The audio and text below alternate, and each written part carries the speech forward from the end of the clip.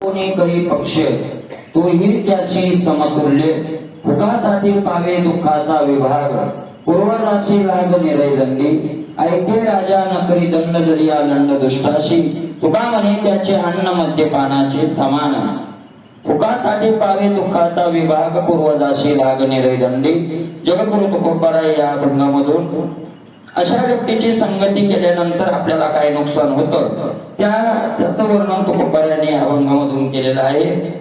माग 2, 3, 4 अभंगामधून पापाचं वर्णन केलं आणि पापाचं वर्णन करत असताना हाती होण दाविती बेना करती लेखेची धारणा ऐशे धर्म झाले कली पुण्यरंग पापबळी. कलियुगामध्ये पुण्यरंग झालं, पापाला बळ आलं वगैरे त्याचं वर्णन केलं आणि मग ब्राह्मण लोकांनी आचार कसे सोडून दिले वगैरे त्याचं सगळं वर्णन करण्यात आलं. किंवा मुलीचाही ब्रह्महत्या मारल्या काही पाप केले वगैरे त्याचंही वर्णन करण्यात आलं. सगळ्या पापाचं वर्णन करून झाल्यावर तुकोबाराय एका दुसऱ्या पापाचं आता वर्णन करतात आणि त्या पापाचं वर्णन करत असताना तुकोबारायाने म्हटलंय याचा कोणी करी पक्ष तोही त्याशी समतुल्य. याचा कोणी करी पक्ष अशा पाप करणाराची जर कोणी बाजू घेत असेल, पक्ष करणं याचा अर्थ बाजू घेणं, संगती करणं, असा जर कोणी करत असेल तर तोही त्याशी समतुल्य. त्या मोजमाप जर त्याचं केलं, पापाचं जर मोजमाप केलं तर तो त्याच्या पापामध्ये त्याच्या बरोबरीला येतो, समान येतो. तुकोबारायांनी असं म्हटलंय तर तुकोबारायच असं म्हणतात असं नाही, धर्मशास्त्रही असंच म्हणते. ब्रह्महत्या सुरापानम स्तेयम गुरुवांगनागम महांती पातकान्याहु संसर्गशापिते सह. असे पंचमहापातकाचं वर्णन करत असताना पाप, उपपाप, महापाप वगैरे वेगळ्या पापाचं वर्णन करण्यात आलं. त्यात ब्रह्महत्या काय सांगितलं? महापाप सांगितलं. महापापामध्ये तर ब्रह्महत्या, सुरापानम, सुरानाम सुरापान करणं काय महापाप आहे. गुरुवांगनागम महापातका हे महापाप आहे. असे महांती पातकान्याहु असे महान पाप सांगितले आणि 5व्या नंबरचं पाप सांगितलं संसर्गशापिते सह. या कुणाचीही संगती करत असेल तर तो तेवढाच काय आहे? पापी आहे, तेवढाच पापी आहे. तो त्यानं हत्या केलेली नाही, ब्रह्महत्या केलेली नाही, सुरापान केलेलं नाही, स्तेयम नाम चोरी केलेली नाही, गुरुवांगनागम काही केलेलं नाही त्यानं. फक्त याची काय केली? कोणाची संगती केली आणि संगतीचा परिणाम असा झाला की ते सह तो तेवढाच त्या पापाला काय होतो? भागीदार होतो. असं तुकोबाराय धर्मशास्त्र सगळेच म्हणतात. तोही त्याशी समतुल्य, तोही तेवढाच पापी. यात एक बदल आहे, तो करून पापी आहे आणि हा कमीत कमी त्याला पाप लागलं पण त्यानं ते केलं तरी आहे का नाही. करून दोषी होणं वेगळं आणि न करताच काय व्हायला लागले? दोषी व्हायला लागले. म्हणून तोही त्याशी समतुल्य. तुकोबाराय म्हणतात यानं काही कर्म केलं, वाईट कर्म केलेलं नाही, यानं कधी ब्रह्महत्या केली नाही, यानं कधी मुलीचा विक्रय वगैरे केलेला नाही, यानं कोणतंच पाप केलं नाही, यानं कधी नरमास खाल्लेलं नाही, असं कोणतंच पाप केलेलं नाही. भुकासाठी पावे दुःखाचा विभाग. फुकट काय केलं? दुःख पादरात यातले. संगतीवर तर कितीतरी अभंग येतील महाराज, कितीतरी अभंग येईल. तुकोबारायांनी सांगितलं की महाराज त्या यांना विचारलं, शुकाचार्य 12 वर्ष आईच्या उदरात राहिले आहे की नाही, आणि 12 वर्ष आईच्या उदरात राहिल्यावर व्यासांनी हातावर पाणी घेतलं, शिंपडलं, बोलतं गेलं आणि व्यासाचा आणि शुकाचार्याचा संवाद. शुकाचार्य गर्भातून बोलतायत आणि व्यास बाहेरून. व्यास म्हणजे काय सामान्य नाही. नमोस्तुते व्यास विशाल होते म्हणून महाभारती नाही तो मोहेच लोके ती येणे कारणे म्हणे बेपाही व्यासोचिष्ट जगत्र. एवढे मोठे व्यास आणि त्या शुकाचार्याला आपल्या मुलाला बोलतायत. पहिला प्रश्न व्यासाने विचारला, अनेक प्रश्न विचारले, त्यात हा एक प्रश्न आहे. पहिला प्रश्न विचारला की कोण आहेस बाबा तू वगैरे काही असे प्रश्न विचारले. त्यात एक प्रश्न विचारला, तू बाहेर काय येत नाही? त्यांनी सांगितलं मला भजन करायचं. अरे मग बाहेर येऊन भजन करणार. त्यांनी सांगितलं बाहेर येऊन मला भजनात संगतीत जर वाईट गेलो तर त्याची काय वाटते, मला भीती वाटायची. आत असल्यामुळे मला संगतीची काही भीती वाटण्याचं काही कारण नाही. आणि म्हणून मला अनेक प्रकारनं संगतीचं वर्णन तुकोबारायचं म्हणतात, देवा मला तू बाकी काही नाही दिलं तरी चालेल, पण काय दे, दुष्ट संग नकोय. कारण भजनामध्ये काय पडतो, भंग पडतो. देया संगती सज्जनाची, जन्म घेईन मी नाना बहु सुशीने मी नाना प्रकार, पण मला संगती काय दे, संताची दे. दुर्जनाचा भला नो हे अंग संग बोलेला शे त्याग देशाचा त्याग. काय काय दुर्जनाच्या संगतीत त्याचं वर्णन तुकोबाराय करतात की फुकासाठी पावे दुःखाचा विभाग. फुकट आपण काही कर्म वाईट केलं नाही, काहीच नाही, आणि फुकट आपल्या वाट्याला काय येतं, दुःख येतं. कारण पाप होतं आणि पापाचा परिणाम काय होतो, दुःख होतं. महाराज किती ती संगती घातक आहे अशा व्यक्तीची. तुकोबाराय म्हणतात त्याचं तर नुकसान होणारच आहे, तो तर पतनाला जाणारच आहे. ज्यानं संगती केली तो काय होणार आहे, पतनाला जाणारच आहे, त्याचा विषय नाही. पण पूर्वजाशी लाग निरय दंडी, पूर्वजाशी लाग निरय दंडी. पूर्वजाशी लाग, लाग म्हणजे लावणे, मार्गाला लावणे. पूर्वजांना सुद्धा मार्गाला लावतो. कोण्या, निरय. निरय, निरय म्हणजे नरक. नरकाच्या काय लावतोय तो, मार्गाला. आणि नरकात काय असतं, दंड असतो. निरय दंडी, तिथला दंड त्याला काय करावा लागतो, बघावा लागतो. म्हणून असे जे आहेत दुष्ट कोणी आहेत अशा लोकांना जो राजा जर महाराज दंड देत नसेल तर त्या राजाला सुद्धा काय म्हणलंय, तो राजा सुद्धा तेवढाच पापी आहे. ऐके राजा न करी दंड जरी या दंड दुष्टाची. याची संगती करणारा जेवढा घातक आहे तेवढाच तो राजा सुद्धा काय आहे, आता काय. मला असं तुकोबारायचं, मला तुकोबारायचं प्रमाण की प्रजनन केलेलं पाप राजाला भोगावं लागतं. प्रजनन केलेलं पाप कुणाला भोगावं लागतं, राजाला भोगावं लागतं. जसं आपल्याकडं ते आहे ना, स्त्रीचे लागे घेणे व्रताराशी. प्रजनन केलेलं पाप राजाला भोगावं लागतं, स्त्रीनं केलेलं पाप पुरुषाला भोगावं लागतं. जसं पुरुषाने केलेलं पुण्य अर्ध स्त्रीला जातं, तसं स्त्रीनं पत्नीनं पाप केलं असेल तर अर्ध पतीला भोगावं लागतं. मग काय होतं, ते जर नसेल भोगायचं तर त्याचाही मार्ग सांगितलाय. पत्नी राखावी जैशी दाशी, लाड देतात येशी, वाटा लाभे कर्माचा. मग कर्माचा काय भोगावं लागतं. मग तसा राजा जो आहे महाराज, राजानं जर या दुष्टांना दंड केला नसेल तर त्या राजाला शिवी दिली. अशा लंड शब्द वापरलाय. अशा लोकांना जर राजानं नाही या दुष्ट लोकांना दंड दिला तर तुकोबाराय आपल्याला सावध करतात, न करिता दंड. त्यानं करायलाच पाहिजे, दंड द्यायला पाहिजेच अशा लोकांना. आणि नसेल तर मग फुकट त्याला तो विभाग काय होतो, त्याच्यात त्यालाही ते दुःख भोगावं लागतं. त्या पापाला त्याला निश्चित ते पाप त्यालाही भोगावं लागतं. तुका म्हणे त्याचे अन्न मद्यपानाचे समान. तुकोबाराय म्हणतात त्याचे अन्न, त्याचं अन्न कुणाचं अन्न, त्या राजाचं अन्न, त्याची संगती करणाराचं अन्न. आता दोघांचाही वरी जर सांगितलं असेल तर दोघांनाही एक शेका लावावा लागेल. तुका म्हणे त्याचे अन्न मद्यपानाचे समान. त्याच्या घरचं अन्न खाणं म्हणजे आपल्याला मद्यपान केल्याच्या बरोबरीचं काय लागतं, पाप लागतं. म्हणजे अशा दुष्ट लोकांच्या घरचं अन्न तर खाऊच नाही, पण दुष्ट लोकांची संगती करणाऱ्याच्या घरचं सुद्धा अन्न खाऊ नये. तसा राजा जरी असेल दुष्टांना दंड न करणार त्या राजाचं सुद्धा अन्न खाऊ नये. अन्नाचं तर आहे महाराज, अन्नाचं तर अनेक प्रकारांनी सांगण्यात आलं. आपला परमार्थ सफल जर व्हावा वाटत असेल तर आपल्याला खाण्यावर काय करावं लागेल, ठेवावंच लागेल, ठेवावंच लागेल. महाराज जो माणूस स्वैराचारानं खात चालतो, आपल्याला काय माहितीये का, निश्चित विषयाचा त्याग एवढंच माहिती आहे की हे खायचं नाही, ते खायचं नाही, ते खायचं नाही. विहित विषय सुद्धा खात असताना त्याला शास्त्र लावून खाल्ल्या गेलं पाहिजे.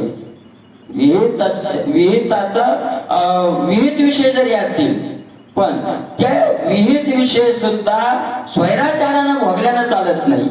विहित विषयाला सुद्धा काय लावले गेलं पाहिजे, शास्त्र लावले गेलं पाहिजे. आपला अन्नाचा विषय माहिती आपल्याला, बऱ्याच याच्यावर विषय झाला आपला की मला उद्धव बाबानं अशा लोकांच्या घरचं काय केलं नाही, खाल्लंच नाही. ज्याच्या गळ्यात माळ नाही, ज्याच्या दारी तुळशीचं वृंदावन नाही, काही कोणाच्या घरचं अन्न खाऊ नये असं सांगत असताना याच्या तिथं बा गरुड पुराणात क्रोधी माणसाच्या घरचं अन्न खाऊ नये, लोभी माणसाच्या घरचं, कारण ते अन्न खाल्लं की तो गुण आपल्यात येणारच. लोभी माणसाच्या घरचं काय करू नये, अन्न खाऊ नये, चोराच्या घरचं अन्न खाऊ नये, अनेक काही जाती विशेषही आले त्याच्यात. आणि त्याच्यात शेवटी असं येतं की कोणत्याही नीच जातीतला व्यक्ती असेल आणि जर भगवत भक्त असेल तर जातीचा दोष तिथं लागू शकत, मग तो कोणीही असो, जातीचे कोणी असो तो. महाराज चोखोबारायांच्या घरी माऊली ज्ञानोबाराय द्वादशी सोडायला जातात. बघा ना तुम्ही, नामदेव महाराजांचे प्रमाण आहे. चोखोबारायाच्या घरी स्वयंपाक चोखोबारायाच्या पत्नीनं वगैरे ते अमृत विठलं इंद्र घेऊन आला त्यावेळेस चोखोबारायाच्या घरी खातात, पण तिथं जातीचा काय येत नाही, संबंध येत नाही. गोपते बाबा एकदा म्हणले होते की लोक म्हणतात तुम्ही महाराज आहेत तुम्ही, आणि तुम्हाला काय होतं कोणाच्याही घरचं खायला. अरे ते म्हणले तुम्ही हाडकं पूर्ण बंद करा, आम्ही जेवायला तयार आहे. बरोबर आहे का नाही? कुणाच्या घरी आम्ही जेवायला तयार आहे, पण तुम्ही काय करा, हाडकं पूर्ण बंद करा ना. आणि म्हणून अशा काय होते माहितीये का, अन्न तर एवढा प्रभाव करतय महाराज. दुष्टाच्या घरचं अन्न जर खाल्लं, काय ज्याचं साधन करायचंय त्याच्या करता येईल का नाही. अरे एक माणूस मला भेटला होता, तो म्हणे महाराज काय म्हणे कोणाच्या घरचं खातो म्हणे, मला काहीच फरक पडत नाही. कशाला फरक पडेल, पहिला फरक महाराज काय असते, जेवढी शुद्धता वाढत गेली तिथं अशुद्ध प्रवेश केला की लगेच लक्षात येतं. पांढरा शुभ्र कपडा असेल की त्याच्यावर काळा डाग लगेच लक्षात येतो. आता सगळं शर्टच काळं झालेलं आहे. याच गॅरेज वरली ती लोक मॅकॅनिकल, आता त्याचं सगळंच काळं शर्ट झालेलं आहे, तिथे काळा दाखवून पिळ्याचा काही संबंध आहे. अरे तू बंधाल त्याचा सगळं अशुद्ध आहे, मग अशुद्धाला अशुद्ध काय फरक पडणार आहे. शुद्धात कळलं ना ते की अशुद्ध आहे, कुठं कळणार आहे ते. शुद्ध असेल तर त्याच्यात अशुद्ध लक्षात येईल. आता हा सगळंच आपण जर अशुद्ध झालेला असेल तर त्याला काय अशुद्ध लक्षात येणार आहे. म्हणून महाराज ज्याला शुद्ध साधन करायचंय त्यानं हा हारावर काय ठेवलं पाहिजे, ठेवलंच पाहिजे. कुठलं खायला पाहिजे कुठलं नाही. काही म्हणत आता राऊत बाबा आहे, तिथं कोणाच्या हातचं सुद्धा खात नाही, स्वतः त्यांचं ते काय करतात, करून खातात. बरोबर नाही. कोरडा शिदा घ्यायचा, कारण कोरड्या शिद्यात त्याचा दोष लागू शकत नाही. तो शिदा घ्यायचा ना आपला आपण करून खायचा. आपलं विहीर येऊन कुठलं तरी पाणी आणून ते काय करतात, करून खातात. पण आता काय त्यांचं चालतंय. मग तुम्ही म्हणले होते एकदा दिंडीत करून खाऊ का. आता दिंडीत बडा पाणी सुटायला उद्यात खायला तयार केलेलं खाणं होईल, आता करून खावा. बरोबर आहे का नाही. अरे काय असतंय शेवटी मग आता आपण वारीत आहे ना, वारीचा प्रसाद म्हणून आहे का नाही. पण वैयक्तिक कोणाच्या घरी काय झालं होतं बाय, तर मी ज्ञानेश्वरी पारायण करलो. मग ते आपल्या भगवान बाबा मला इतकं एकाग्र दिवसभर पारायण करायचं, आपलं पारायण करत बसायचं दिवसभर. एक व्यक्ती आला तिथं बाहेर गावचा, आणि त्याचं काम होतं थोडस, मग त्याला नेऊन सोडायला गेलो. त्याच्या घरी गेलो, तुम्हाला माहिती होती माहिती. ते नेऊन सोडायला गेलो, त्याच्या घरी जावं यायला होता. त्याच्या तिथं ते जावं यायला होता, तो स्वयंपाक तयार झाला होता. ते कुठे जेवल्याशिवाय सकाळचा 10चा टाइम होता. नाही म्हणे जेवावंच लागतात. ते मला होतं काय करावं म्हणून बसलो जेवायला. मला मी आता अनुभवान पाहिलं 3 दिवस पुन्हा तसं म्हणून त्या पारायणात लागलंच नाही. जेवढी पहिली एकाग्रतेनं वळ्या वाचल्या जात होत्या, 3 दिवस पुन्हा ते पारायणात तिथं तसा आनंद आलाच नाही. एवढं अन्न काय करतं, प्रभाव करतो. आता मग तिथला अन्न जर एवढं प्रभाव करतं, आपल्याला बहुतेक ओढ लागत नाही देवाची, त्यातलं हे एक मोठं कारण आहे. बहुतेक देवाची ओढ लागत नाही तर त्याचं मुख्य कारण काय आहे. हे एक कारण आहे की आज काही वारकरी पंगत सुद्धा आपल्या वारकऱ्यात केले झाले. पंगत म्हणलं की आपण लगेच काय करतो, कशाची आहे काय आहे, तेरवीची आहे का आमाशाची, काय गरज नाही. पंगत म्हणलं की मिळायलाच पाहिजे. पण जर आपल्याला खरं पवित्र साधन करायचं असेल तर अन्नावर काय द्यावं लागेल, लक्ष द्यावंच लागेल. त्याचं अन्न मद्यपानाचे समान. महाराज हे काय आता याच्या पुढचं तुकोबारायांनी सांगितलेलं आहे. समजा ज्याच्या घरी आपण खातोय तो माळकरी, त्याच्या दारात तुळशी, पण तो अशा लोकांची संगत करतोय, मग काय करायला पाहिजे आता? कारण संगतीचं सांगितलंय ना, त्याचा कोणी करी पक्ष तो येते अशी समतुल्य. तो माळकरी आहे, त्याच्या दारात काय आहे? तुळशी. आणि मला सगळं काही आहे, पण तो अशा लोकांची संगती करतोय, मग तुका म्हणे त्याचे अन्न, त्याचे अन्न म्हणून तुकोबाराय म्हणतात मद्यपानाचे समान. मद्यपान केल्यासारखं ते काय होतं, त्याच्या बरोबरीचं ते होतं. मला पूर्वी आळंदीला असे जुने महात्मे सांगतात की मधुकरी मागून आणली की इंद्रायणीत बुडवायचे, आणि इंद्रायणीत बुडवून मग ते खायचं. आता ते भाकरी जर पाण्यात बुडवल्या तर त्या कशा होत असतील? भाकरी बाजरीच्या. पुन्हा त्या काळात तिकडे काय ज्वारीच्या बाजरीच्या गहू नव्हतेच ना, कशा होत असतील आहे का नाही? पण त्या खायच्या. पण मग त्या खाल्ल्यामुळे तेवढी मला किती पवित्रता होती, किती. एका दिवसात मी अशा एका व्यक्तीचं सोबत संगत केली काही दिवस. एका दिवसात तो 125 अभंग 100 वाव्या पाठ करायचा. 125 अभंग आणि 100 मुखपाठ. खोटं वाटेल का नाही मला? मागून मागून त्याच्या जिभेतून रक्त पडू लागलं. ती उष्णता वाढली ना, ती म्हणत 24 तास ते सुरू. मला कदम माऊलीनं सांगितलं तू बंद कर म्हणे, हे नाही तर तुला बिमारी होईल एखादी. कमी कर, पाठ कर. आणि मुलगा होता राजस्थानचा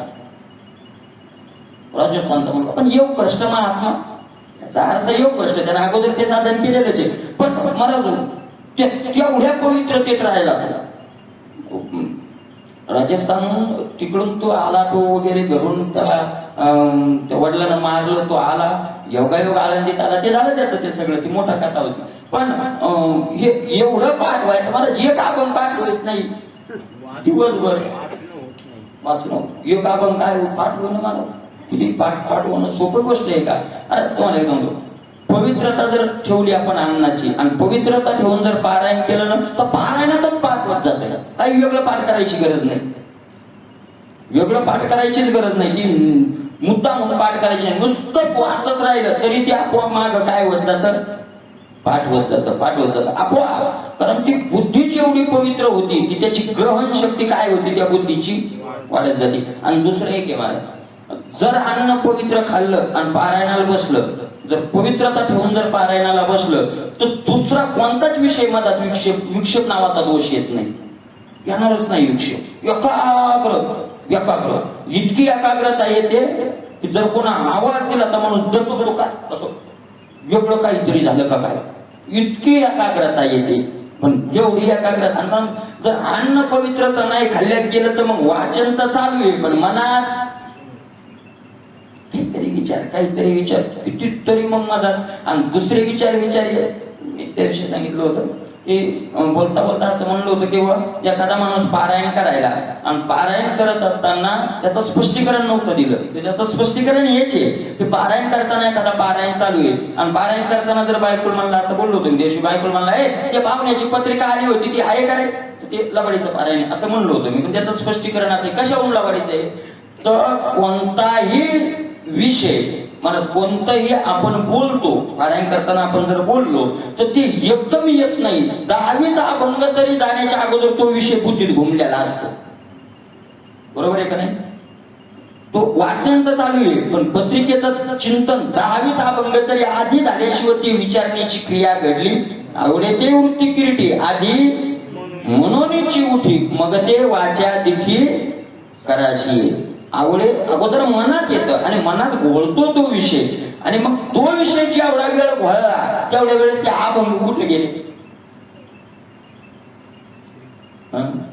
कुठे गेले ते तेवढ्या वेळेस नुसतं मग ते काय झालं, ते नुसतं हेच झालं का नाही. आणि मला त्याच्याकरता एकाग्र जर लावायचं असेल तर महत्वाचा शुद्ध काय घ्यावा लागेल, आहार घ्यावा लागेल. काय मला तुकोबारायचे अभंग येतं, तुकोबाराय म्हणतात पवित्र ते अन्न हरी चिंतनी भोजन. दुसरा एक आहारातला दोष घालवायचा दुसरा एक मार्ग आहे. आपल्याला गरज पडली खाण्याची वगैरे तर एक मार्ग आहे. कोणता मार्ग आहे महाराज? नामस्मरण करत जेवायचं. नामस्मरण करत जर जेवलं तर त्या अन्नातले दोष नाम काय करत. मला किती पवित्रता पूर्वीची आपली ते जेवायच्या अगोदर हरे राम हरे राम कशा करता येते? त्याच्याच करताय ना, बरोबर आहे का नाही? पवित्रता नामस्मरण त्या अन्नातले दोष काय करतं? घालून टाकतं. पण आता ते अन्नच असं आहे की नाम येऊ देत, कारण नाम याला सुद्धा बुद्धी काय लागते? पवित्र लागते. आपण नियम पाळू शकत नाही म्हणून गाथ्यातले अभंग खोटे आहेत असं म्हणायचं नाही. तोची जेवीला उपवास घासा घासाला घासा एरव्या त्या पोटवरी ताम मशकाचे पवित्र ते अन्न. नाम घ्या वदनी कवळ. कवळ म्हणजे घास, वदन म्हणजे मुख. मुखात घास घेत असताना नाम घ्या. नाम घ्या, देवाचं नाव घ्या. आता आपण यज्ञ करायलोय. उदरभरणे नो हे जाणीचे यज्ञ कर्म तो यज्ञ आहे. आणि मला एक सांगा, जर शिव्या देत खात असेल, नाहीत का असे लोक शिव्या देत खाणारे? घरचं अन्न आहे, पत्नीनं बनवलंय, चांगल्या भावनेनं त्या माऊलीनं बनवलंय, आणि हो हातीला काय देत खातोय? शिव्या दे, दुसऱ्याची निंदा कर, दुसऱ्याची ती काय अन्न ते बुद्धी भ्रष्ट करणार नाही. म्हणजे नुसतं चांगल्या घरचं अन्नच खायचं याच्यात आहे काय? मग ते खात असताना काहीतरी मला खात असताना कोणा किती तरी आहे का नाही. म्हणून त्या दिवशी मी तुम्हाला सांगितलं असे लोक आहेत की समोर मला एकदा एका भाईची हनुमान प्रसाद पोतदार खूप मोठे महात्मा, खूप साक्षात्कारी महात्मा, नारद त्यांच्या सोबत येऊन गप्पा आणायचे. हे काही लई दिवसाची गोष्ट नाही, आत्ताच भाईजींचं. त्यांचं असं होतं की त्यांनी ग्रंथ लिहिले आणि हे नाही का आपण गोरखपूर जे म्हणतो, गोरखपूरची पुस्तकं ती त्यांनी काढलेली ती संस्था आहे. आणि हनुमान प्रसाद पोतदार. तर हनुमान प्रसाद त्यांचा एक हेतू की ज्याला ग्रंथ वाचायचे पण पैसे मग फक्त खर्च घ्यायचा. खर्च जे पुस्तक आपल्याकडे 100 रुपयाला ते त्यांच्याकडे 10-20 रुपयालाच. गोरखपूरवाल्याची ज्ञानेश्वरी जर घेतली तर 70 रुपयाला आहे, आपली घेतली तर 150-200 रुपये लागतात. म्हणजे एवढा फक्त खर्च घेतात, त्यांनी लागणारा खर्च घेतात. असे ते हनुमान प्रसाद पोतदारजी एका घरी जेवायला गेले. किती सहनशीलता मिळवली असेल. मला ते कोणाच्या घरी जेवायलाच जात नव्हती, अजिबात जेवायला जायचे नाही, जेवायला जायचं नाही. पण एक कुटुंब भाविक वारकरी म्हणजे सत्वगुणी 3 वर्ष त्यांच्याकडे सारखं यायचं, आमच्या घरी काय करा जेवायला चला. 3 वर्ष नाही गेले ती, पण मागून म्हणले ठीक आहे येतं चला, एवढे दिवस येत आहे चला. गेले महाराज. गेल्यावर आता 3 वर्ष ज्यांची इच्छा होती किती आनंद त्या कुटुंबात. सगळं महाराज ते झालं आणि जेवायला बसले. अनेक भाज्या केल्या होत्या, ते भोपळ्याची भाजी केली होती, भोपळ्याची. त्यांच्या महाराज त्यांनी ते खाल्ली आणि खाल्ल्यावर त्यांनी बाकीच्या भाज्या खाल्ल्याच नाही, फक्त काय खाऊ लागले? भोपळ्याची भाजी. इतकी खाल्ली भोपळ्याची भाजी ती सगळं पातेलच संपवलं. सगळं बघूनच काय करून टाकलं, ती केलेली भाजी सगळी नुसतीच खाल्ली भाजी. एवढा त्या माऊलीला आनंद झाला की कितीच आवडली असेल बाबाला, ठेवलीच नाही कुणाला. आणि हात धुतला आणि बसले आपल्या बाजूला. त्या माऊलीने विचार केला एवढी भाजी चांगली झाली तर थोडी खाऊन बघावी. नंतर ते घरचं कुटुंब जेवायला बसलं. अगोदर मग महात्म्यांना जेवू घातलं. मला तिनं ते बघून पुसलं, राहिलं तर काहीच नव्हतं. बघून पुसलं ना, असं तोंडाला लावल्याबरोबर थुंकलं. इतकी कडू झाली होती, इतकी कडू भाजी. रडायला लागली. ती गेली म्हणली बाबा एवढी कडू भाजी झाली, तुम्ही कडूच खाल्ली? कडू भाजी एवढी तुम्ही म्हणायचं ना, का नाही म्हणले? त्यांनी त्याचं कारण सांगितलं. 2 कारण. पहिलं कारण सांगितलं, मी म्हणलो असतो तर जिभीला सवय लागली असती कमी जास्त म्हणायची, हिला सवयच नाही लागू द्यायची. आणि दुसरं कारण की ही कडू भाजी दुसऱ्याला खावी लागू नये. कारण मी जर सगळी नाही संपवली तर कुणाला ना कुणाला ही काय करावी लागेल? खावीच लागेल. किती ते इंद्रियावर बंधन आणलेलं असेल, किती बंधन आणलेलं असेल. आणि म्हणून त्याचे अन्न मद्यपानाचे समान, दारू पिण्याच्या समान त्याचं काय आहे? अन्न आहे. असं तुकोबाराय म्हणतात, फुकासाठी पावे दुःखाचा विभाग.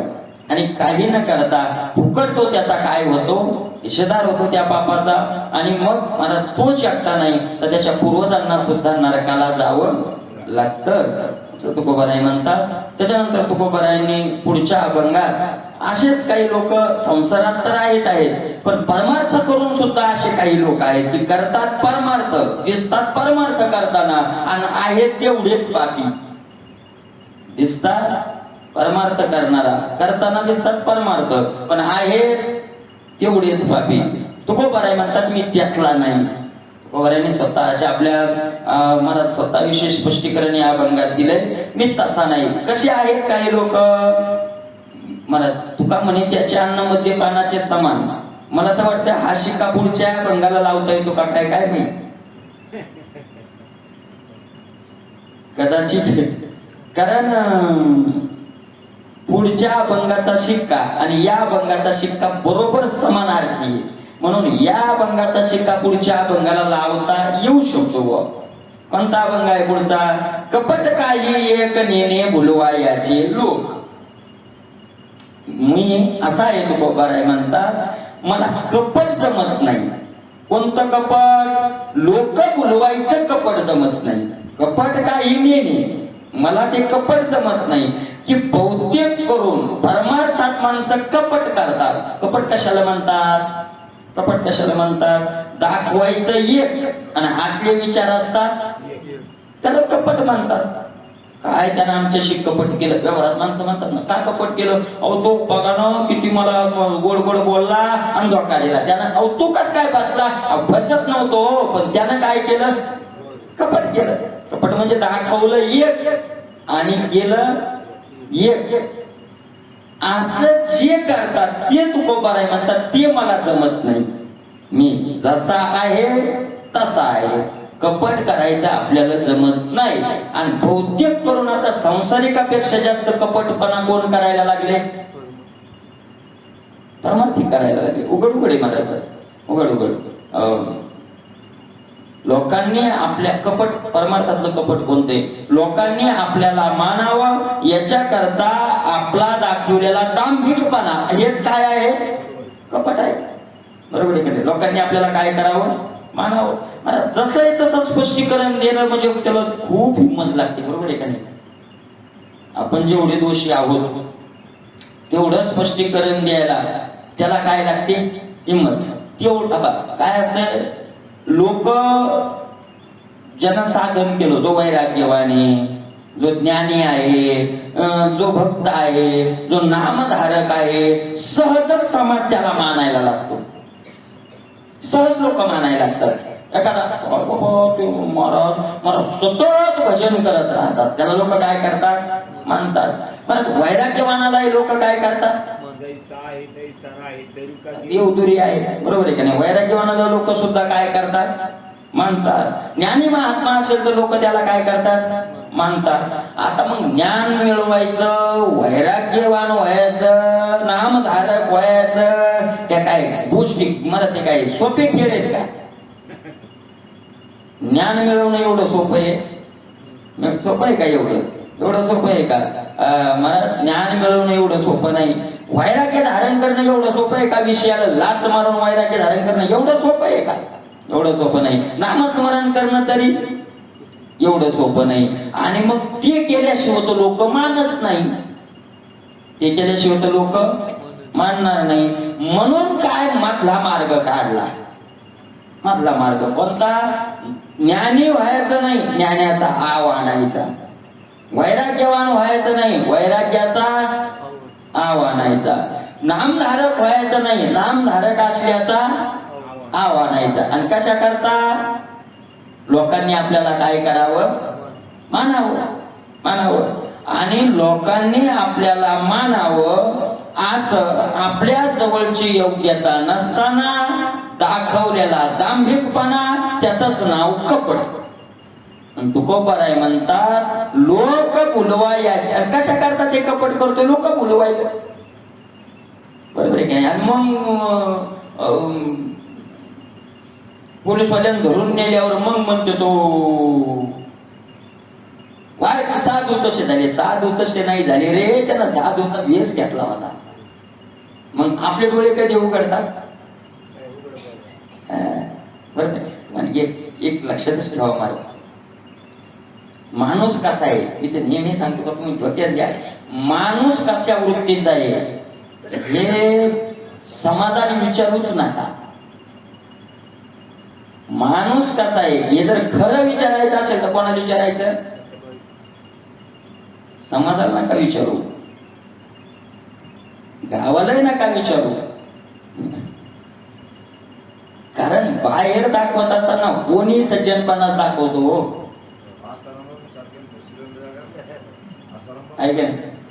ते अरे ते दांभिक तुकोबा म्हणतात त्याचं म्हणा आपल्याला दांभिकपणा आहे. बाहेर कंबर बांधल्यावर तो कोणी सज्जनाच्याच का पाहणे का कंबर बांधल्यावर दुष्ट का पाहणार आहे? कंबर बांधल्यावर काय का पाहणार आहे? वैराग्यच दाखवणार आहे, कोणी काहीच दाखवणार आहे. तिकडे काय आता तुकोबरायांचे शब्द आहेत बरे, काय दाखवणार आहे? म्हणून माणूस कसा आहे ते विचारायचं असेल तर समाजाला कीर्तन ऐकणाऱ्यांना काही विचारू, ऐकून विचारा त्याच्या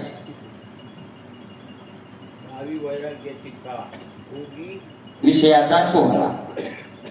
बरोबर आहे की नाही? कोणाला विचारायचं? हो तुमचे माणूस लय चांगलं कीर्तन केलं तर कुठं काय मस्त अभंग सोडवला. ती म्हणते फक्त अभंग सोडीला, दुसरं माहिती आहे तुम्हाला का असं आहे तो मला. एखादी माऊली पतिव्रता माऊली असेल तर बिचारी नाही उघड करायची, पण लय वैता गेला असेल तर. म्हणून मला जवळ त्या तिथं माहिती असतं खरं त्या आतले गुण काय आहेत खरे माहिती असतात.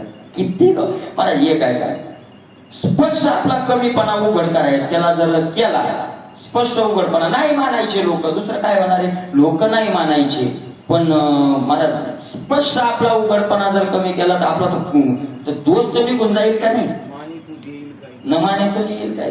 बरोबर आहे का नाही? मला तुकोबर आहे म्हणतात आपल्याला तसं जमत नाही, कपट जमत नाही, लोक बोलवण्याकरता कपट जमत नाही. बस देवा हे तुम्हाला माहितीये मी काय करतोय, तुमचे करीतो कीर्तन. आपल्याला काही जमत नाही, गातो उत्तम ते गुण, आपल्याला तसलं काही जमत नाही. आणि अशा कपटी लोकांच्या घरचं अन्न सुद्धा खाल्लं तर मद्यपानाचे समान.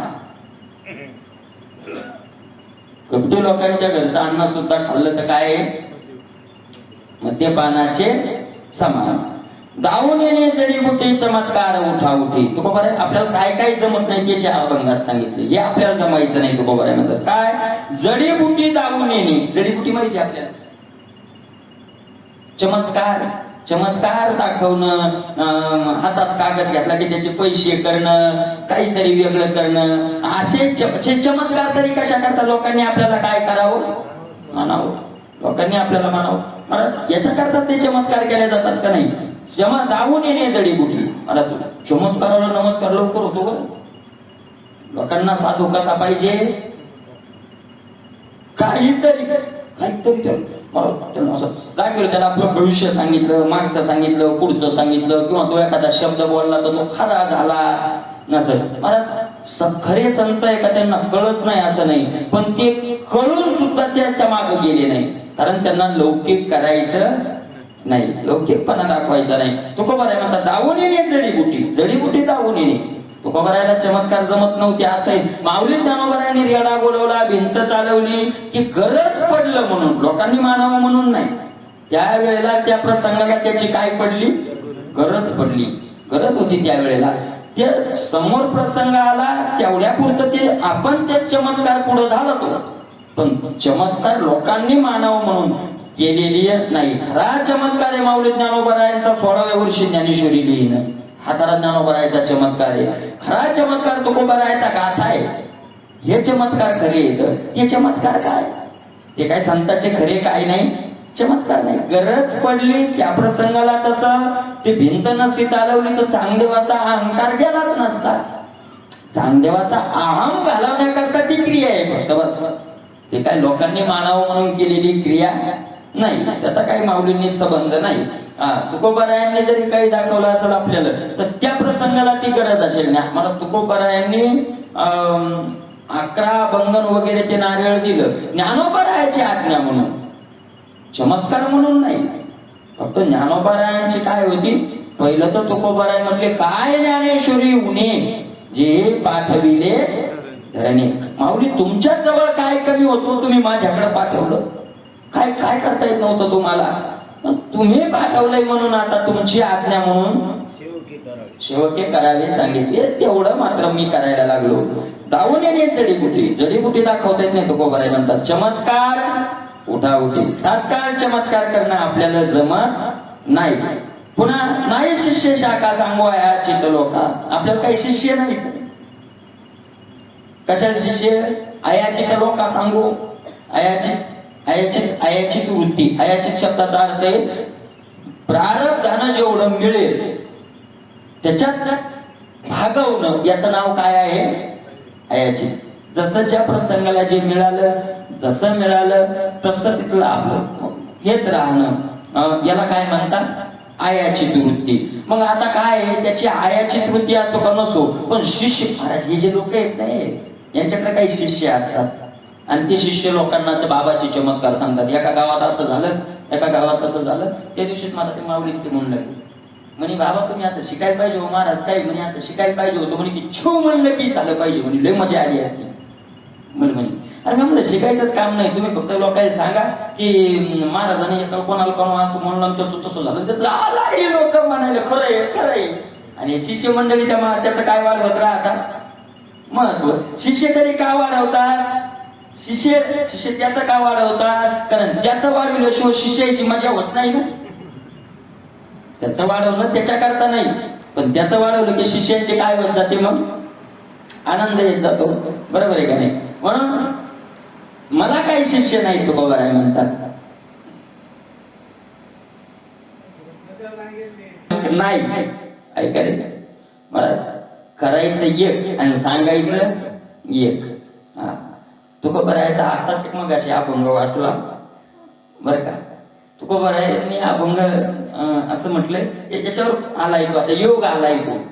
बरोबर आहे का नाही? इंद्रियाशी नियमना येऊखी राम म्हणून काही जेवी माशी सवे अन्न सुख देते भोजन. त्याच्यात तिसरं चरण आहे, कीर्तन करावे तैसे करोनी दावावे.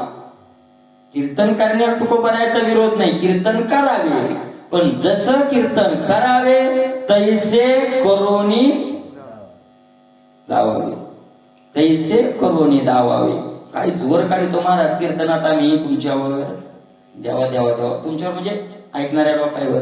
हे करू नये, ते करू नये, ते करू नये, आणि सगळं आम्हीच करतो. तुकोबाराय म्हणतात तसं करू नये. पुराणिक नव्हे, करणे अनेक आणि सांगणे आणि संसार दुःख मूळ चोहीकडे इंगळ. आणि भावासंग भांडणं हाणाहाण्या चमच्यासाठी. आणि संसार काय हे ना, धनदारा पुत्रजन बंधू सोयरे विशून सर्व सत्य हे जाणू शरणरी गा देवाशी. करणे एक आणि सांगणे एक. करणे सांगणे आणि तैसा मी पुराणिक नव्हे. तुकोबाराय म्हणतात मी तसा पुराणिक नाही बुवा. करायचं एक आणि सांगायचं एक. मी त्या दिवशी तुम्हाला सांगितलं होतं महाराज, बरेच लोक आपल्याला असे मनगटाला धरून विचारत नाही, संसार दुःखामुळे तुम्ही सांगता, तुम्ही संसाराच्या नादी का लागलेली आहे तेवढी. लोकांचे उपकार आहेत आपल्यावर, खरे उपकार आहेत महाराज.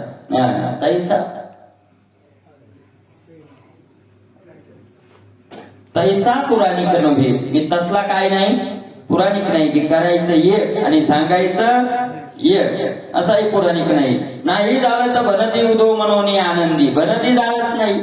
बनदी शब्दाचा अर्थ आहे त्या देवीच्या पुढे तिथे एक खापर असतं आणि ते खापर डोक्यावर घ्यायचं, त्याच्यात विस्तव करायचा असं, आणि त्याला बंदी म्हणतात. मला तसंही मी काही करत नाही. उदो उदो उदो असंही काही करत नाही. नाही झालं तर बनदी उदो मनोनी आनंदी. आनंदी उदो मनोनी नेने वाद घटापटा करिता पंडित करंटा. मी पंडित नाही. कोणता पंडित नाही? करंटा पंडित नाही. करंटा पंडित नाही. करंटा पंडित कोणता पंडित? करंटा वाद घालणारा. महाराज आपण शिकलेलं कशा करता शिकावं? कशा करता शिकावं? ज्ञान मिळवू नये असं नाही, ज्ञान मिळवावं. पण ज्ञान कशा करता मिळवावं? ज्ञान मिळवावं अज्ञानी लावावे सन्मार्गाशी. ज्ञान भरपूर मिळवावं आणि मिळालेल्या ज्ञानावर अज्ञानी लोकांना मार्गाला लावावं. का त्या अज्ञानी अशी तुला हे येत आहे का? ते येत आला असतं तू तुझ्याकडे आला कशाला असता? बरोबर आहे का नाही? याच्या करता नाही. म्हणून नाथ महाराजाचं प्रमाण मार्ग जायाकडे नाही, त्याच्या अज्ञानी लावावे सन्मार्गाशी. याच्या मागचं काय? सुखी जेणे व्हावे, जग निववावे. ज्यानं सुखी व्हावे त्यानं जगाला निववावं, शांत करावं. का जगाला त्रस्त करावं? ज्ञानानं जगाला शांत करावं का जगाला त्रस्त करावं? जे जे आपणाशी ठावे ते ते इतराशी सांगावे, ऐका. शहाणे करून सोडावे सकळ घ्या. ऐका नाही महाराज, कशा करता करायचंय की लोकांना ते सुखी करण्याचा, पण वादच घालण्यात वाद आणि गटापटा घटपट हे वेदांतातले दोन मुख्य सिद्ध ते दृष्टांत आहेत, घटाचा आणि पटाचा. घटपट कोणता वेदांताचं कीर्तन असू द्या, एक तर घट येईल नाही तर दुसरा पट येईल. काय महाराज किती मी एका गावात कीर्तनाला गेलो होतो, नवीनच कीर्तन करू लागलो. त्याच वेळेस गेलो कीर्तनाला, चालू कीर्तनातच ते महाराज लय त्या लोकांना घटापटाचा नाद होता आणि चालू कीर्तनात प्रश्न विचारू लागले. बरं विचारू नका बाबा, आपल्याला येत नाही. मी त्यांना स्पष्ट सांगितलं मला ते तसलं काही विचारू नका बाबा, तुम्हाला ऐकायचं कीर्तन ऐका, नाही तर मी जे विचार करायला तयार आहे. कारण चालू कीर्तनात तुम्ही काय, कारण त्याच्या अगोदर मी चालीतच जे विचार करण्याच्या माग होतो. मला जे चाल म्हणायला आली, जे पंगत केलेली होती, जे चाल म्हणायला आले होते, त्याच्यानंतर मला खूप त्यांनी मला आग्रह कथा करा आमच्या गावातून हे करा. मी म्हणलं अजिबात नको बाबा, तुम्ही लय मोठे आहात, खूप ज्ञानी आहात, पण मी अज्ञानी आहे, मला ते तुमच्या इकडनं गोष्टी जमायचंच नाही. मला चाल म्हणाय आलेले खुशाली केलेली आणि लोक आमच्याच लोक तिथं जाऊन म्हणतात लय ज्ञानी लोक खेटरा ना महाराज किती ज्ञानी. काय काय मला पेलेले लोक चाल म्हणायला येतात आणि तुम्ही खुशाल म्हणतात ते मोठे ज्ञानी येत. नेनेवाद घाटापाटा तो म्हणतात आपल्याला ते जमत नाही, कारण त्या कपाळाची येते. काय काय त्याचा अर्थ आहे उगाच? तुम्ही करा घाटापाटा, नका जाऊ वाटा आमुची, काय फायदा आहे? म्हणून नेनेवाद घाटापाटा. महाराज हे परमार्थातले लोक आहेत सगळे, आणि तुका बराय म्हणतात हे परमार्थात मी तसा नाहीच, मी असा नाही. नेनेवाद घाटापाटा करणता पंडित नव्हे, कारण त्या कपाळाचा मी तसा ज्ञानी नाही. हा नाही आलं तर माळा भोवती मिळवणी गबा. महाराज नाही आलं तर माळ बोलते काय भोवते मिळवणी गबाळ. भले 10 लोक जवळ बसवायचे माळ, लोक माना म्हणूनच नाही. माळ हलू नये का? एकांतात हलवू नये. माळ जप ना, जपायची तुला तर माळ घर लावून घेणं आजपासून जप का लोकाही कुठं विठ्ठल विठ्ठल कुठं कुठं लोकाही अंगा बाळा मिळवून काय का लोकांना असा आनंद होतो बरं. त्या बारीक तर तुम्ही बारीक पाहिला असं काय काय बारीक 10 बाया असतात ते म्हणतो ते गवळणी म्हणतो एखादा असं आलो तो जोरा जोरा.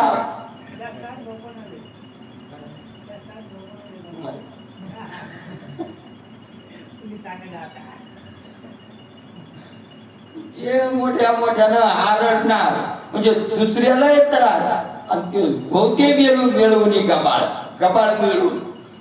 नाही महाराज काय काय भोवते मिळवून कपाळ नाही हलवित माळ. मी काय असे लोक गोळा करून माळा हलवणारा नाही. मी आपला भंडाऱ्यावर जाऊन भजन करणारा माणूस येतो कोबराय म्हणतात. मला काही कोणाची काही हे नाही. हलवित माळ भोवते मिळवून गबाळ.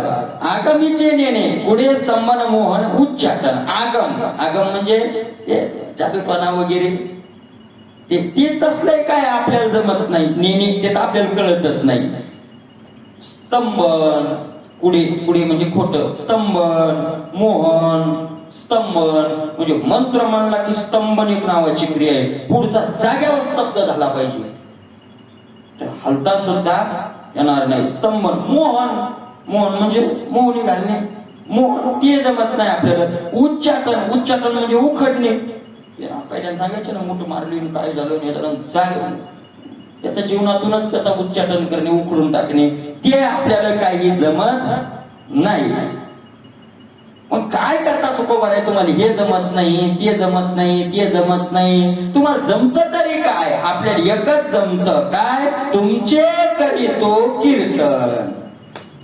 फक्त काय जमत आपल्याला तुमचं कीर्तन जमत गातो उत्तम ते गुण श्रेष्ठ आणि कीर्तनातून काय करतो पुन्हा उत्तम गुण गातो श्रेष्ठ म्हणजे तुमचे उत्तम गुण गातो असं नाही तुमचे उत्तम असलेले गुण गातो म्हणजे तुमच्यातले उत्तम गुण गातो असं नाही तुमचे उत्तम गुण गातो.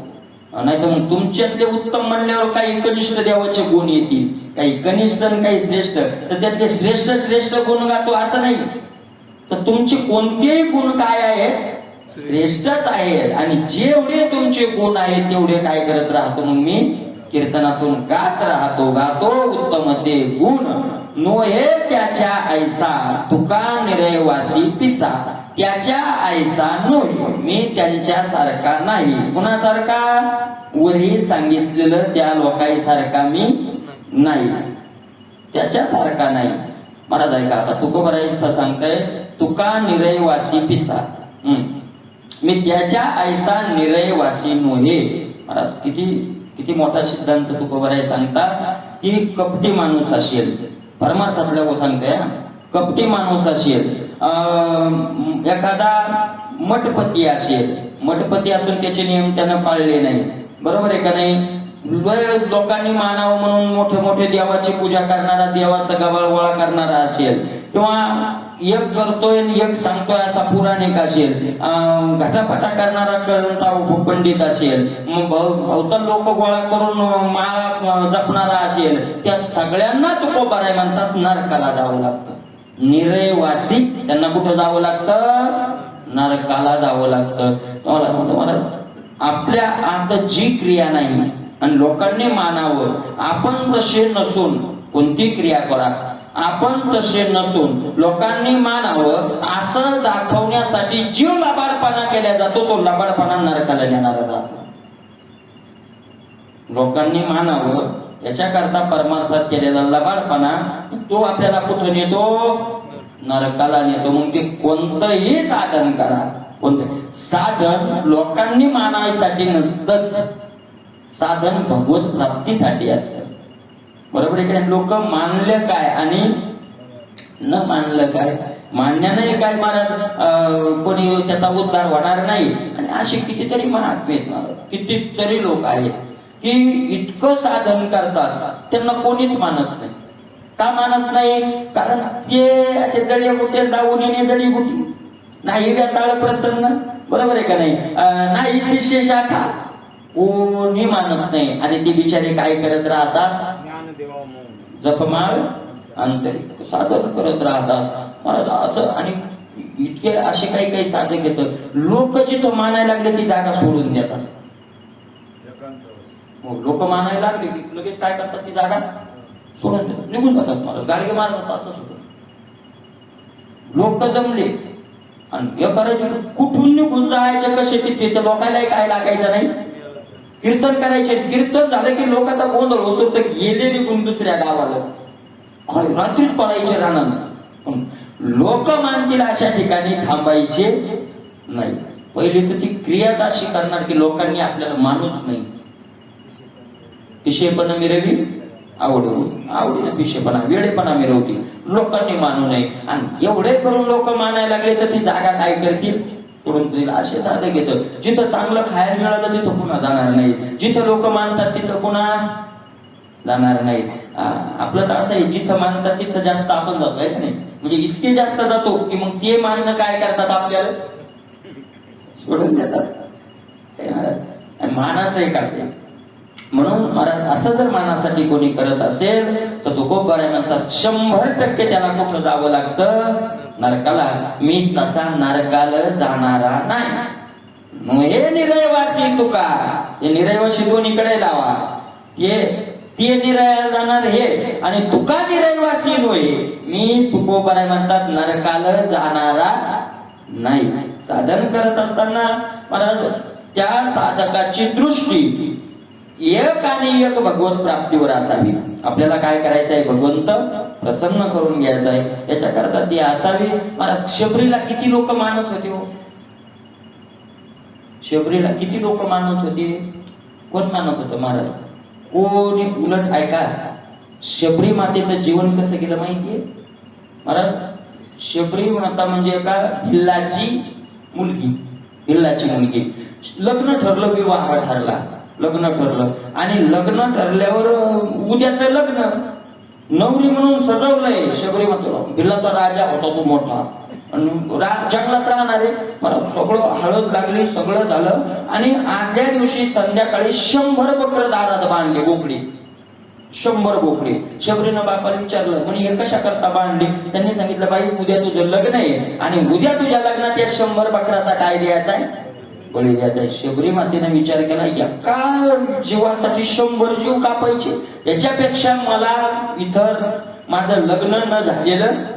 पण मला आता कोण ऐकणार आहे? म्हणून रात्रीच ते घर काय केलं, सोडून दिलं. आता बाप भिल्लाचा राजा आहे, भिल्ल सगळे जंगलात राहतात, बाप आपल्याला शोधल्याशिवाय राहणार नाही. म्हणून म्हणतात एक उंट मेलेला होता आणि त्या उंटाच्या पोटातलं सगळं कुत्र्यांनी मांस काय केलं होतं, साच्या तेवढा राहिला होता, मांस खाल्लं होतं. काही खाल्लं होतं, काही राहिलं होतं. घाण वास सुटली होती त्याची, सगळीकडे काय सुटला होता, घाण वास सुटलेली होती.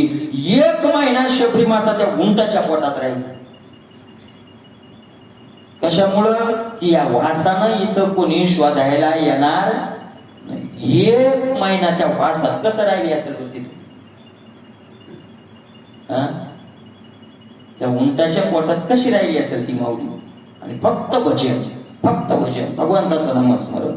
तिथून पुन्हा निघाली. 1 महिन्यानंतर जंगलात आश्रम होता मातंग ऋषीचा. महाराज काय करावं? दिवसभर झाडावर राहायचं, ताण झाडावर दिवसभर राहायचं, झाडफळ खायचे, झाडावर राहायचं, तर कोणाच्या नजरी पडायचं नाही. रात्री 1च्या नंतर झाडावर उतरायचं, तळ्यातलं पाणी आणायचं, मातंग ऋषीच्या आश्रमापुढे सडा टाकायचा आणि फुलं आणून ती सगळी ते तिथं सजवायचं आणि पुन्हा जाऊन झाडावर बसायचं. वयाच्या 75 वर्षापर्यंत. किती दिवस? 75 वर्षापर्यंत वयाच्या.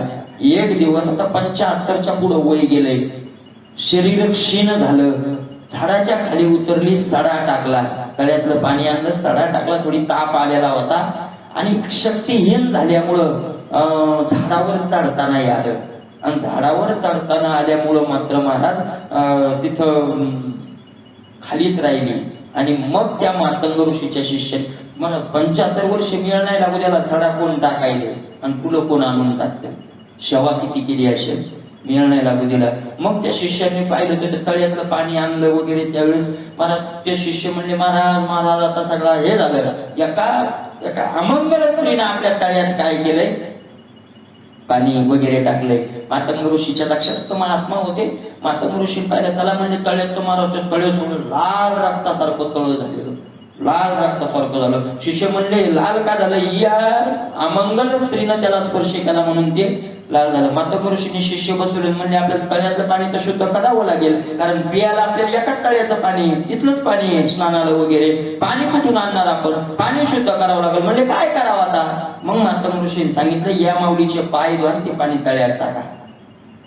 शिष्यांना तिच्याविषयी जरा हीन भावना आली होती ना, ती घालवण्याकरता मातंग ऋषीने ती लीला केली. त्या माऊलीचं पाणी धुवून तळ्यात टाकलं, पाणी शुद्ध झालं. सगळ्यांना लक्षात आलं. मातंग ऋषीने सांगितलं, आता माझा अवतार, मी इथून जाणार आहे, मी इथं थांबणार नाही. शबरी मातेला सांगितलं, आता झाडावर जाण्याची गरज नाही, आता माझ्या आश्रमात तू राहा आणि 1 दिवस रामचंद्र प्रभू तुला इथं काय करतील, येऊन भेट देतील. महाराज कोण मानत होतो त्या माऊलीला? कोण मानलंय जीवनभर? काय मानलं, कशाचं काय आले? अरे मानलं कोण नाही, येऊ ते थोर लोक आले ना, कोणतं विचारत आले महाराज. शबरी माता कुठं राहते? शबरी असं रामायणात वर्णन येतं, तुळशीदासजीने वर्णन केलं. मोठ्या ऋषीला देव विचारू लागले, का ती शबरी माता कुठे राहते? शबरी माता ते ऋषीला विचार, ऋषी मनात म्हणून लागल्या, आम्ही इथं तपश्चर्या करायला तर ह्यो विचारायला तर काय विचारायले देव? शबरी. देवाला माहित नव्हतं शबरी कुठे राहते. काय विचारू लागले? त्या ऋषीचा अहंकार घालवण्याकरता, बघा रे तुम्ही तपश्चर्या केली ना, अभिमानात मेले, मी तुम्हाला विचारत नाही, मी कोणाचा पत्ता विचारायलोय? शबरीचा. मला तुकोबर आहे म्हणता, कसला मान आणि कसला काय? साधकाची दृष्टी साध्यावर असावी, लोकांनी मानावर दृष्टी नसावी असते महाराज. लोकांनी मानावं अशी अपेक्षा असली की दुसरं एक होतं बा, लोकांचं मन धरावं लागतं. मन धरावं लागतं का नाही? का हो तुम्ही लय दिवसाचे काय फोन नाही काय नाही, तुम्ही काय कशा करताय सगळं? मनात भीती असते, हे आपल्याला काय सोडून जातं का काय? हे सोडून जातं का काय? हे आपल्याविषयी काही चेष्टा करतं का काय? ते मग साधन जातं बाजूला आणि लोकांची मन धरणीच काय राहते? सुरू राहते. हे त्याच्या आईसा नाही. मग मान पाहिजे ना, तुकोबर आहे म्हणतात. आणि सगळं कशा करता तुम्ही करताय? हे खोटेपणा कशा करताय? सगळा माना करताय. खोटेपणा कशा करताय? माना करताय. अरे तुकोबर आहे म्हणतात, मानच पाहिजे ना. पण रडण्यात काय अर्थ आहे? पुढचा अभंग आहे, रडोनिया मान कोण मागता भूषण. कोण भूषण? लोकांकडे रडून मला मान द्या मान द्या मान द्या. मानासाठी लबाडपणा करायचा, खोटेपणा करायचा. काय भूषण आहे का त्या मान मिळवण्यात? तरी काय भूषण आहे? त्यानं आपल्याला मान द्यावा म्हणून आपण त्याचं वर्णन करायचं, आपण त्याचं हे करायचं. मान देण्याकरताच का नाही? काय काय फायदा आहे महाराज? काय फायदा आहे? तुका म्हणतात रडून या मान कोण मागता भूषण. याच्यात पाया रडून या, मला लयच मानाची हौस आहे आणि रडून मान मागायची आपल्याला काय आहे? आता कमी झालं म्हणा ते, आता लगेच कमी झालं, पण होत ते. सून नाही पाया पडली, मथाऱ्या काही काही भांडणं करायच्या. माहेराला जाताना किंवा माहेराहून आल्यावर नाही पाया पडत, रडून मान मागणं हे का आनंदाने मिळालेला आहे? बळजबरीचे का? कोण भूषण? काय भूषण आहे त्या मानात? रडून मान मागण्यात काही काय नाही, भूषण नाही. कोण भूषण? देवे दिले तरी गोड. देला देवानं मानतो तो काय गोड आहे नाही. देवान दिला दिला दिला दिला. राहे रुची आणि गोड. रुची गोड राहे, त्याच्यात आनंद येतो. देवान दिलेला असेल तर त्याच्यात काय येतो? आनंद येतो. मला ज्याचा असा अर्थ नसेल, असा अर्थ पुढच्या चरणाचा, देवे दिले तरी गोड, देवानं मान दिलेला गोड आहे, असा अर्थ लावता येईल याचा. आता की लोकांचा मान काय भूषण आहे? लोकांकडे रडून मान मागण्यात काय भूषण आहे? खरा मान कोण द्यायला पाहिजे? देवानं दिलेल्या पदाला. कारण त्याच्यात रुची राहते, त्यात गोड. गोड म्हणजे कौतुक. देवानं ज्याला मानलं, देव त्याचं कौतुक करतो, देव त्याचे लाड पुरवतो, आहे का नाही? समाज मानून काय करणार आहे? देवे दिले तरी गोड राहे रुची आणि गोड. आपल्याला दुसरं एक आहे, असं वागलं तर लोक हसतील, तसं वागलं तर लोक हसतील. लोक माणसाला लाज वाटावी हसण्याची, पण लोक नाही. नाही लाज वाटली मज ते हसतील संत, जी देखिले मूर्तिमंत मज ते हसतील संत. मला हसतील तुकोबर आहे म्हणता, हसण्याची लाज वाटते मला. कोण हसतील? संत हसतील. लोक हसण्याला काय? लोक कशाला हसतात? लोक कशाला हसतील? मोठा गण लावला, मोठाल्या माळी घातल्या, याला काय करतील लोक? हसते. मला तुकोबर आहे म्हणतात त्याचं नाही वाटत. मान मिळवायचा, मागा जातो मान मागा देवापाशी. इच्छिता ती मान मागा देवापाशी. तुम्हाला मानाची अपेक्षा आहे तर मागा ना मान. कोणाला मानता? देवाला मागा. मला देवानं मानलं ना, देवानी ज्याला मानलं त्याच्या सगळ्या इच्छा पूर्ण झाल्या. तुकोबरायला देवानी मानलं. काय इच्छा? मला मानव देह घेऊन काय इच्छा, काय गोड करायचे ठेवले देवाना. आता काय गोड ठेवले? म्हणून देवे दिले तरी गोड. आणि दुसरे की देवान दिलेला मान जात नाही, माणसाने दिलेला राहत नाही. देवान दिलेला मान राहे राहे राहे शब्द वेगळा घ्या. राहे रुचीला लावा, नाही नाही, राहे वेगळाच घ्या. देवे दिला मान राहे, देवान दिलेला मान काय होतो? राहतो, म्हणजे टिकून राहतो बुवा. आता तुकोबारायला देवानं मान दिलाय, आजही टिकून एका गेलाय. आणि त्या काळात मंबाजीला लोक मानित होते, राहायला मान का गेला? अशाचा राहिलाय तो. देवे दिले तरी गोड राहे रुची आणि काही काही लोकांकडे कोणतंच पद नाही, सगळ्या पदावाल्यापेक्षा ते आहे मान. आहे का नाही? मान आहेच. जातो मला देवे दिले तरी गोड. पुन्हा दुसरे एक हे मानाचे एक तुकोबारायांनी तिसऱ्या चरणात स्पष्टीकरण केले. तुकोबाराय म्हणतात मानाचा असे महाराज, मान मिळवायच्या माग लागू नये, साधन करीत राहावं, मान आपोआप मिळतो. महाराज लोकांचं असे, संताला मानाची अपेक्षा नाही, पण लोकांनी कुणाला मानावं? संताला मानावं. संताशी तो नाही सन्मानाची चाड, परी पडे द्वार अव्हेर येतो. लोकांनी संताला मानतात हे खरंय, पण त्यांना त्याची काय नसते? अपेक्षा नसते. मग काय? लाविता लावणी विके भिके केज्या दानी.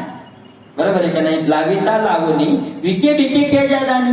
लावणी लाविता केज्या विके भिके दानी. बरोबर आहे का नाही? महाराज आपण जर आपलं साधन करत राहिलं तर साधन करणाऱ्यानं साधनच करीत राहावं. ज्यावेळेस त्याचं साधन पूर्ण होईल त्यावेळेस आपोआप समाज मानायला लागतो, देवही मानायला लागतो. पण तेवढ्या दिवस त्याला काय काढावी लागते? कळच काढावं लागते, गप्पच राहावं लागतं. लगेच नाही भेटत ती, लगेच नाही भेटत. तुकोबारायांनी गोड उदाहरण दिले. तुकोबाराय म्हणतात लाविता लावणी, लावणी लाविता, लावणी लावता. लावणी म्हणजे कोणती? सदस्य लावणी म्हणजे काय? ती लावणी नाही करत. लावणी लावणी म्हणजे पेरणी, लागवड करणे. लावणी लावणी शब्दाचा अर्थ काय? पेरणी करणे, लागवड करणे. महाराज पेरलं, आज पेरलं, ज्वारी पेरली, गहू पेरला की पेरलं की लगेच केज्या म्हणजे धान्य. धान्य विकायला जमतं का? पेरल्याबरोबर धान्य विके भिके दानी. त्या धान्याचं लगेच दान देता येतं का? त्या धान्याचं लगेच विक्रय करता येतो का? ते धान्य लगेच विकता येतं का? लगेच विकता येत नाही, लगेच विकायला कामी येत नाही, लगेच दान द्यायला कामी येत नाही. मग कामीच येत नाही का? त्याच्यात काही दिवस काय करावं लागतो? गप वाट पाहावी लागते, गप सेवा करावी लागते, पेरावं लागतं, त्याला पाणी द्यावं लागतं, त्याला खत द्यावं लागतं, त्याची फवारणी करावी लागते, त्याला निंदावं लागतं. एक दिवस आपोआप ते धान्य विकायला, दान द्यायला, भीक वाढायला उपयोगाला येणार आहे. या दृष्टांत कशामुळे दिला?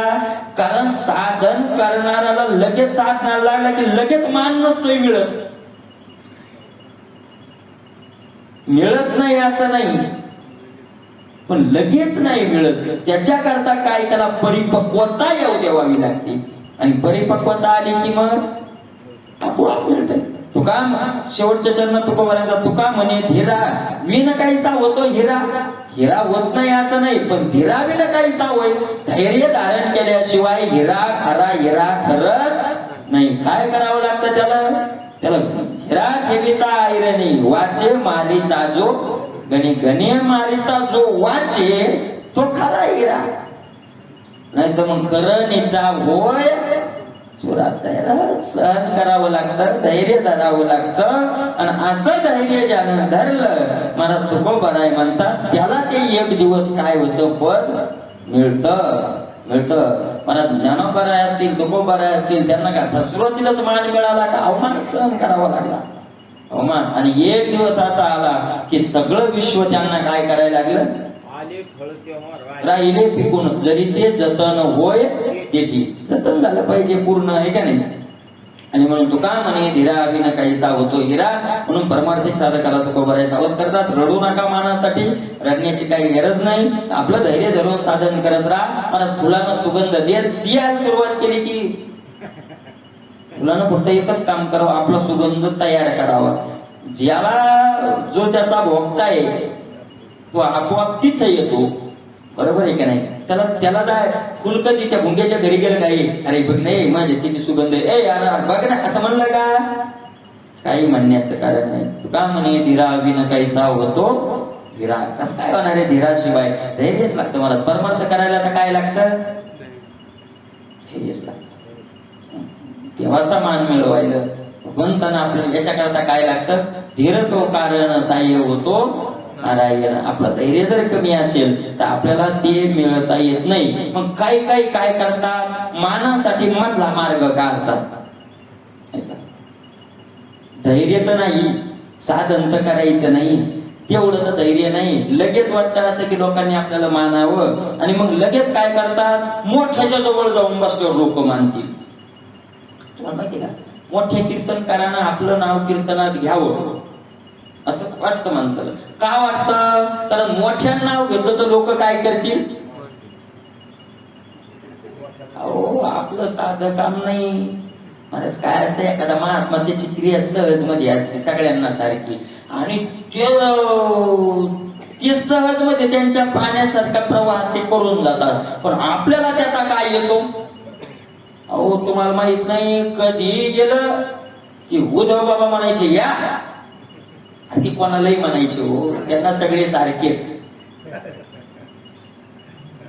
त्यांना काय होतं महाराज? गरीब नाही, श्रीमंत नाही, लहान नाही, मोठा नाही, कोणी भगवंताच्या मूर्ती भगवंताचे रूप पाहून ते हे करायचे.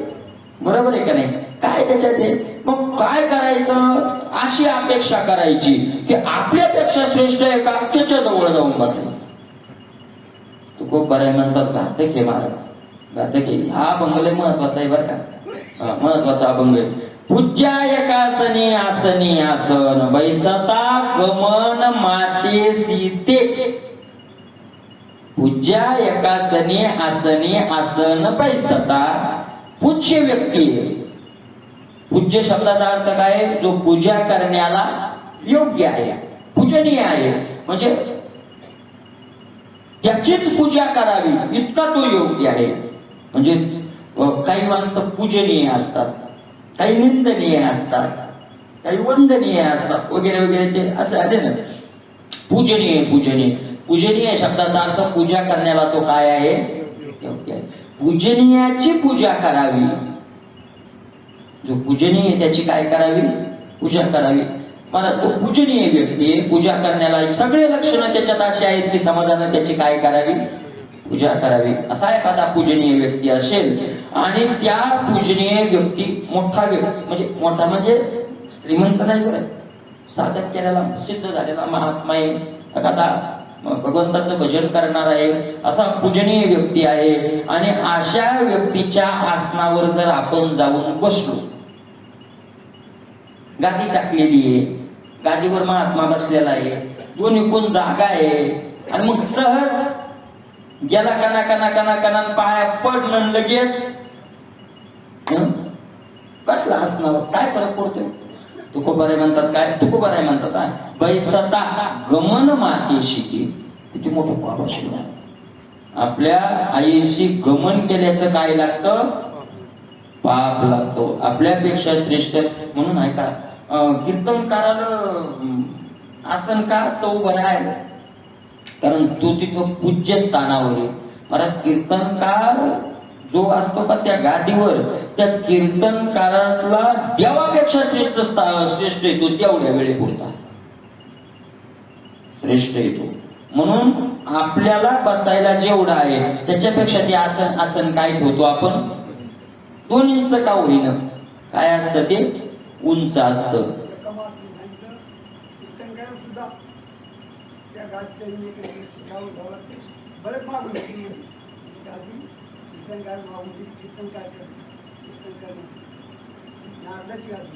नारदाची गादी आहेच ना ती. बरोबर आहे का नाही? इतकं श्रेष्ठता आहे. किती किती महत्वाचं आहे बाब. मला ज्याच्या गळ्यात विणा आहे त्या दुसऱ्याच्या पाया पडू नये तरी विण्याचा अपमान होतो. ज्याच्या गळ्यात विणा आहे त्यानं दुसऱ्याच्या पाया पडायचं नाही. मला पुढचा जरी श्रेष्ठ असला पण आपल्या गळ्यात विणा असल्यामुळे आपण त्याच्यापेक्षा काय आहोत, विण्याकार्यात पाया पडायचं नाही कुणाच्या. ज्याच्या गळ्यात विणा आहे म्हणजे त्या विण्याचा काय होतो, तो अपमान होतो. देवाच्या समोरही कोणाच्या पाया पडू नये, देवाच्या पाया पडावं. तर माणसाच्या भावना असतात दोघे. आता हनुमंतरायाच्या मंदिरात आहोत आपण, समजा हनुमंतरायाच्या समोर, देवाच्या समोर महाराज उभा असेल, महाराज पाया पड जाऊ नका. तो हनुमंतरायाचा काय होतो, कारण हनुमंतरायाच्या पाया पडायचं नाही. एका व्यक्तीच्या काय पाया पडून काय मिळणार आहे आपल्याला.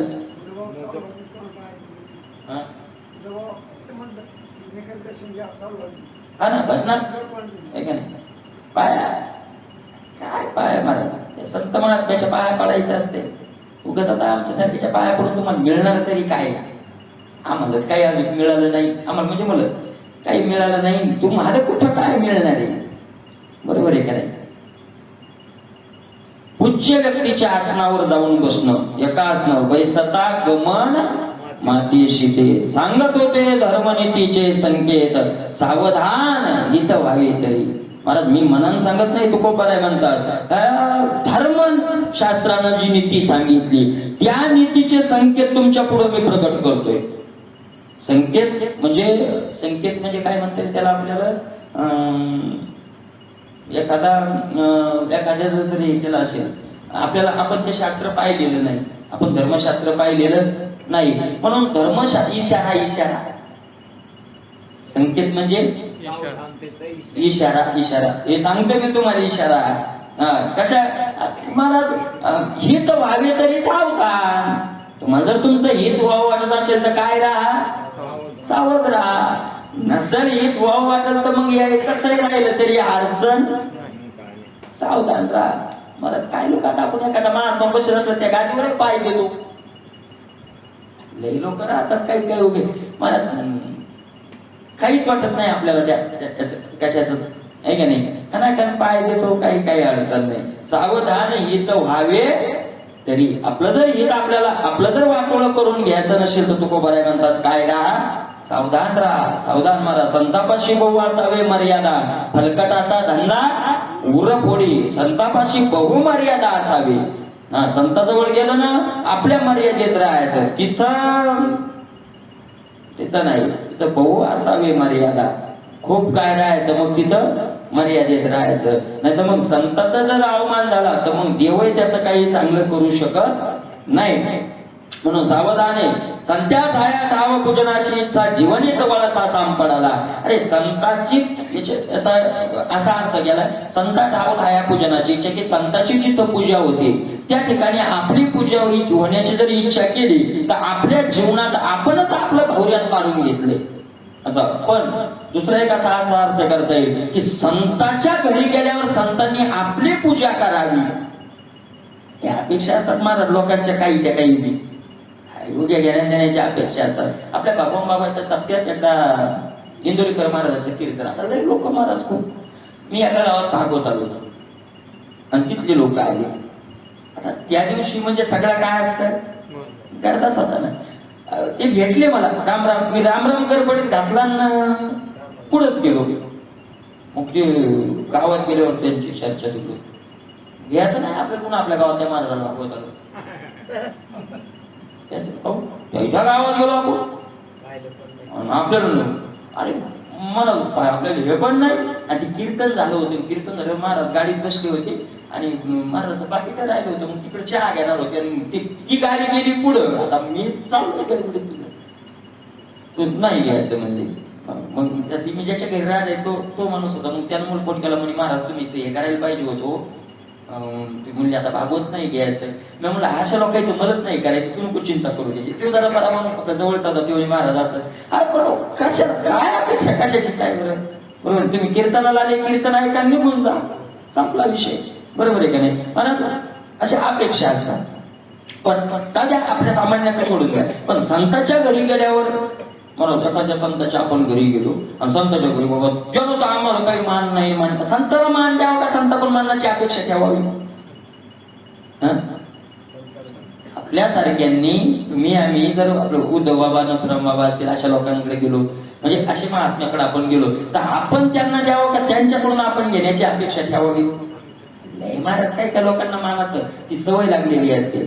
आणि त्यातल्या त्यात थोडं फार आता जर काय महाराज आम्ही त्यांच्या घरी गेलो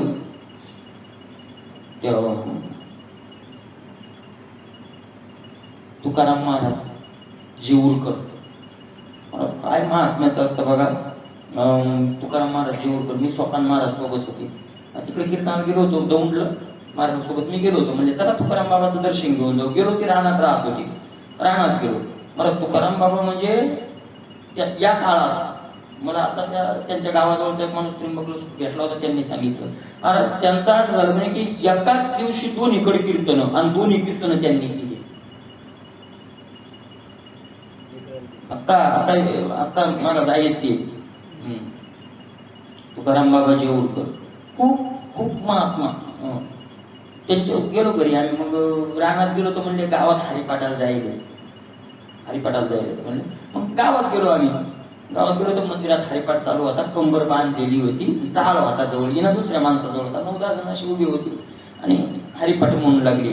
महाराज उतरलो आम्ही गाडीतून. आता मला अशी भावना होती की तुकाराम बाबा जेऊरकर नाव ऐकून होतो आपण, खूप मोठे मोठे महात्मा, की काहीतरी असे मोठे महात्मा गाडीवर बसलेले असे.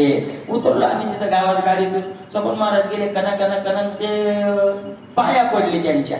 महाराज कपडे बटन सगळे उघडे, त्या माळीतून 9-10 अशा 4-5 माळी गळ्या, बटन उघडे, ते म्हणजे विचित्रच असते. असं साधं बोल राहणं, असं पाया पडले निघले. इकडे आले, मी गाडी जवळच थांबलो. ते म्हणजे या दर्शन घेऊ. मी म्हणलं त्याकडे तुकाराम बाबाकडे जायचं ना, ते म्हणजे तेच तुकाराम बाबा. गेलो मग आणि दर्शन घेतलं. मला आता एवढ्या लांबून आले समजा, त्यांनी हरिपाठ चालू होता, एवढं सुद्धा विचारलं नाही की कुणीकडून आले महाराजांनी. आता आपल्याला सोडून द्या, पण महाराजांचा त्यांचा परिचय, कुणीकडून आले कुठं जायचं एवढं सुद्धा विचारलं नाही. गप पाया पडलो आम्ही. त्यांचा हरिपाठ चालूच होता, गाडीत बसलो, निघून गेलो, पुन्हा विषयच नाही. आणि मग अशी घटना एखाद्या वेळेस घडली की मग त्या पुढच्या माणसानं असं जर मनात आणलं, मग आम्ही तर एवढ्या लांबून दर्शनाला आलो आणि नुसता चहा आता विचारायचा होता ना, अरे ते चहा विचारण्याच्या अवस्थेतच नव्हते ना, ते अशा अवस्थेत होते की ते इतके एकाग्रतेत होते की ते आपल्याला विचारण्याच्या अवस्थेत नव्हते. मग समजून घ्यावं, संतात आया ठाव पूजनाची इच्छा. मला जीवनी तो त्याच्या हातानं बाहुल्यात पडलाय जीवनात, अशी अपेक्षा नुसती ठेवायचं काही कारण नाही. काय मला म्हणून तुका बरे म्हणतात, तुका म्हणे एकाएकी वरासन दुधे तिथे भिन्ना शोभते. तुका म्हणे एकाएकी वरासन, संताच्या वर असलेल्या आसनावर एकदम जाऊन बसणं अशोभनीय आहे, ते शोभनीय नाही. दुसऱ्यानं तिथं बसणं अशोभनीय आहे, त्या जागी ते शोभणारही नाही आणि आपल्याला ते नरकात घालणार आहे.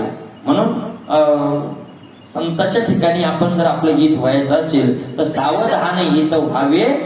तरी आपलं जर हित व्हायचं असेल तर काय करावं, सावध राहावं. मग अशा ठिकाणी संतांच्या पुन्हा मान मिळाला, मानाच्या अपेक्षेनं गेला, असं जर झालं असेल, मानाच्या अपेक्षेनं गेला असेल वगैरे, आणि असं जर झालं असेल, नसेल तसं झालं तर मग ते जे संतांची स्तुती करत होते त्याचीच काय करायला लागतात, निंदाही करायला लागतात. निंदा करायला लागतात का नाही? ज्या तोंडानं स्तुती केली, ज्या तोंडानं स्तुती संतांची केली, त्याच तोंडानं काय करतात, मग निंदा करायला लागतात. कारण मी गेलो होतो, त्यानं काय केलेलं असतं माहितीये का, 9-10 माणसं नेली असतात बरोबर. पहा आपल्याला तिथे किती मान आहे, एवढा मोठा महाराज आहे, एवढा मोठा संत आहे, पण आपल्याला काय करतो, मानतो. आणि ती पहिले एखाद्या वेळेस संतांना लहरी त्याला मानलेलं असेल, पण मग ती प्रत्येक वेळेस थोडी लहर असते. आणि म्हणून ज्या मुखानं स्तुती करतो त्याच मुखानं मानाची इच्छा करणारा काय होतो, खोडच अमंगळ आहे जे तुकोबाराय म्हणतात, चांगली खोड नाही. आणि मग ज्या मुखानं स्तुती करतो त्याच मुखानं त्या महात्म्याची निंदा करायला लागतो. त्याचं स्पष्टीकरण तुकोबारायाने पुढच्या अभंगात केलं. त्याचा विचार उद्याला करू.